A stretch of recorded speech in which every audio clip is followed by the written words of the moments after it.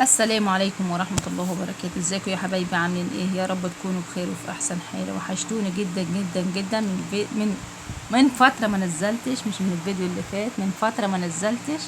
معلش كانت معايا ظروف وكنت مسافرة وما عرفتش اصور خالص. النهاردة هنعمل مع بعض يا بنات الفراخ المشوية في صينية في الفرن. هوريكم جميلة جميلة جميلة، مفيش احلى من كده ابدا، والريحة وطعمه كل حاجة حلوة، كل حاجة حلوة. اهو غسلناها كويس كده ونقعناها، وهننزل ببصليتين صغيرين مبشورين بالشكل الحلو ده كده اهو، وبقرن فلفل اخضر زي ما حضراتكم شايفين كده. يا ريت تجربوا طريقتي، مش تندموا ابدا. وسوري على التأخير في التصوير، معلش كنت مسافرة وفي ظروف عندي كانت شديدة، معرفتش اصور خالص. معانا فلفل اسمر وكمون زي ما حضراتكم شايفين كده.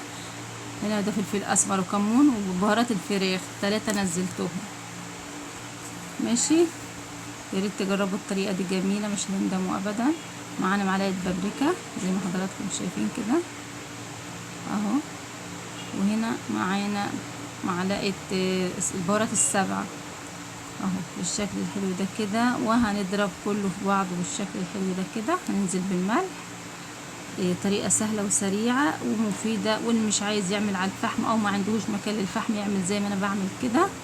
ومعنا الملح، وهنقلب كله في بعضه، هننقعهم شوية حلوين في التلاجة، وبعدين هنسوي في الصينية برضو هي اهو بالشكل الحلو ده كده